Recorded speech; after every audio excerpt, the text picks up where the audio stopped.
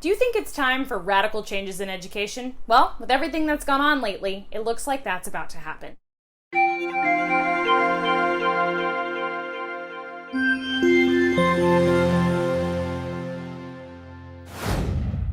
Hello, I'm Samantha from Learning Success, and this video is about what the future of education might look like. We know that parents are very concerned about education today. Education is at a pivotal point. So, we have gathered education experts and parents and asked them what they'd like to see happen with the future of education. We are gathering the best ideas to help guide education as it adapts to the world today. And maybe together, we can build the best education system ever. In today's video, we have Elizabeth Forry.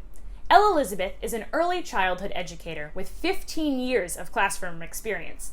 She earned a Master of Science in Early Childhood Education from the University of North Dakota and has taught in schools in Japan, Washington, D.C., Chicago, and Maryland. She has written curriculum for children and educators and has led training sessions for parents and teachers on various topics on early childhood development. She writes professionally for several education blogs, and her own blog focused on parenting and education. Let's see what changes Elizabeth would like to see in education. So I know one of the hot topics right now is whether or not there's going to be school in the fall. And of course I can't answer that question. I don't think anybody can right now. But we can talk about what the possibilities are going to look like for both our children and ourselves as parents. I do believe that most states are going to have some sort of virtual learning in the fall, whether it's an abbreviated schedule, a half-day schedule, an every other day or every other week schedule. It's most likely that there will be some sort of virtual schedule. And we need to prepare ourselves for that eventuality.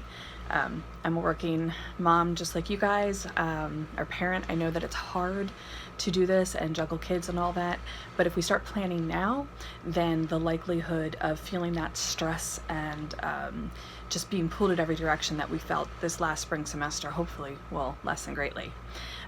So like I just said, parents, plan on being home in the fall at least part-time.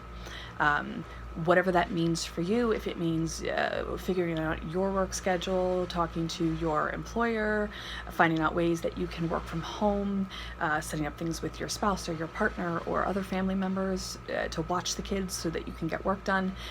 Whatever that looks like for you, start those plans now. It is not too early, and if you don't need them, then even better, but it's better to have them in place and know what your plan is going to be so you're not scrambling at the last minute. I recommend that parents talk to their kids. Your kids are probably having some fears and anxieties and stressors about either going back to school or not going back to school, depending on what the case may be. But either way, our kids are missing out on a lot of socialization. They are missing their friends, even if they think that this no school thing is really great. So talk to them about their feelings. Talk to them about, what could possibly happen, and make sure that they know that when you know something, you're going to share it with them. It's not some big grown-up secret. It's just that the grown-ups haven't decided yet, and they probably won't till it's closer to school. You want to think about what your schedule is going to look like in terms of if you have school. Are you going to set aside 9 to 11 every day as school time, or are you going to break it up and do 30 minutes here, take a 30-minute break, 30 more minutes? This is one of the situations where you know your child and you know what their work temperament is like, you know what your day is going to look like, but having that consistent schedule is really going to help everybody get through this cycle of schooling. If children do go back to school, especially as an early childhood educator, I've watched young children, they do not wash their hands, and they love to stick their hands in their mouths and their nose, even in elementary school. So there are going to have to be some really, really vigorous hand washing rituals and health and safety talks with these kids. So start those talks now with your kids. I know teachers are going to be prepared when they go back in the fall to carry through with this, but they also have to do a lot of teaching. So we need to help our teachers out by getting our kids ready as much as we can. The last piece that of advice that I want to offer is that we need to find a way for our kids to socialize. Like I said earlier, they are missing their friends, their cousins, whatever contacts they typically have.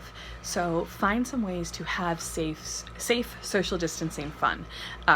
Whether that is they get to have one friend over and you go to the park for a play date or the backyard, or you get on Zoom or Google Meet and they have a sleepover if they're older kids, or where they can stay up late talking to their friends. Whatever ways you can get your child to social distance safely, you want to be looking for those opportunities.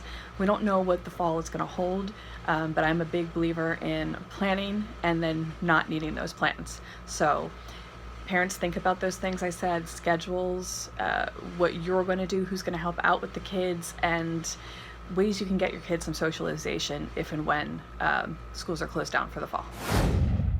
Thank you, Elizabeth, for these marvelous tips. If you enjoyed this video, please make sure to share it on social media. Use the hashtag #FutureOfEducation. Education is going to change. Let's make sure it changes for the better.